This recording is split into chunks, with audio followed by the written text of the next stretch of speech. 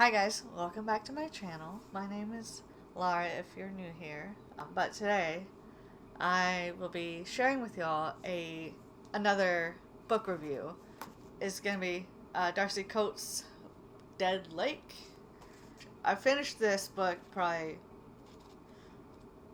a couple months ago.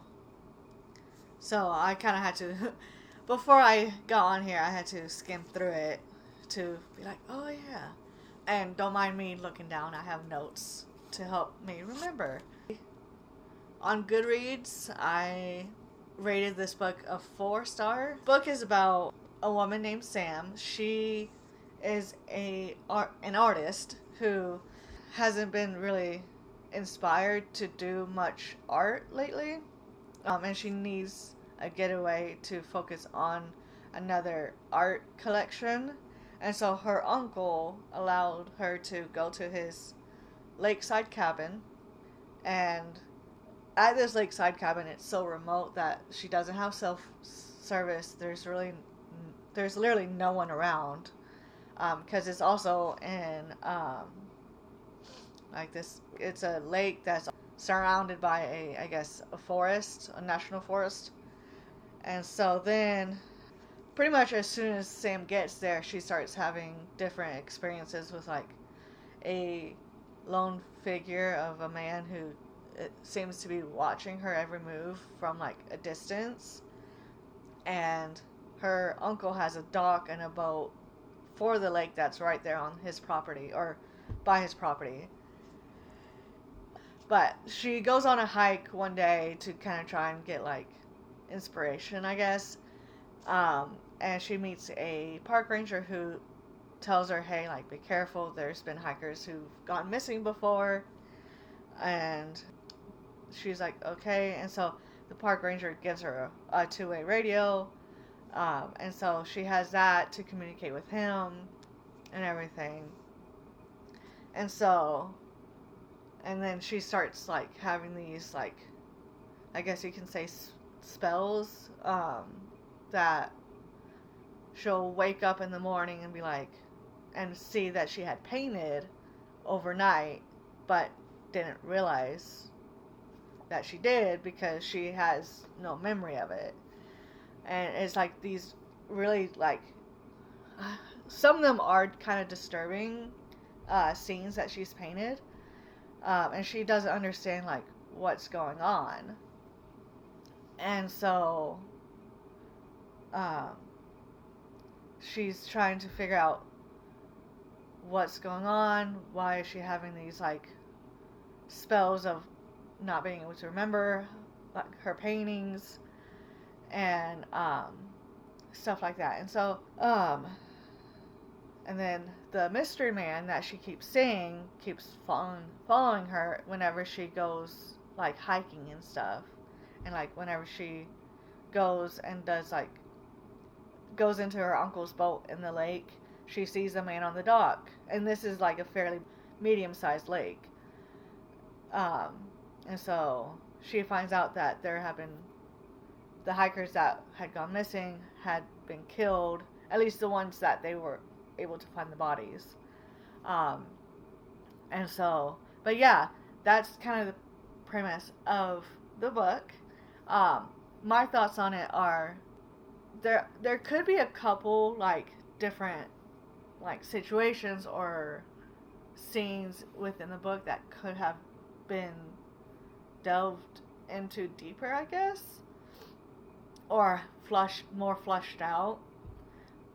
But at the same time, I think she did a really good job at not getting, I know this is going to contradict what I just said, but I think Darcy did a really good job at not getting too deep to make it like slushy and like not like bog down the story.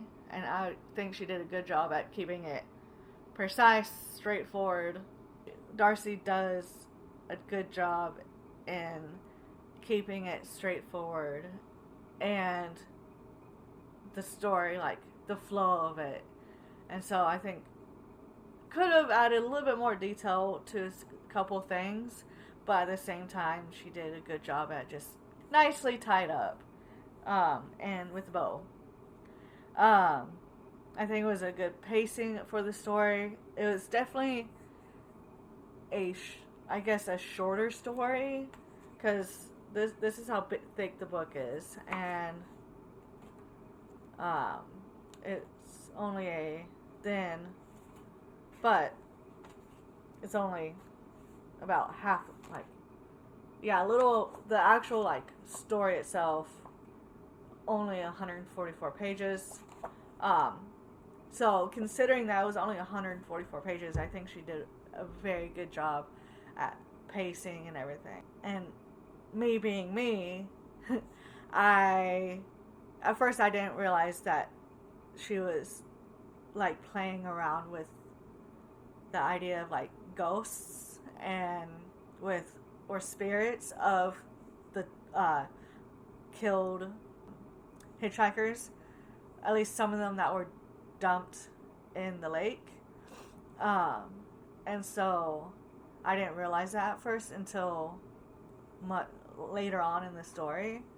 I was like, oh, that makes so much more sense. Like, everything that I was confused about made sense in the end when she started explaining. It was like, hey, like, oh, like, the character Sam was experiencing certain things because of spirits or ghosts.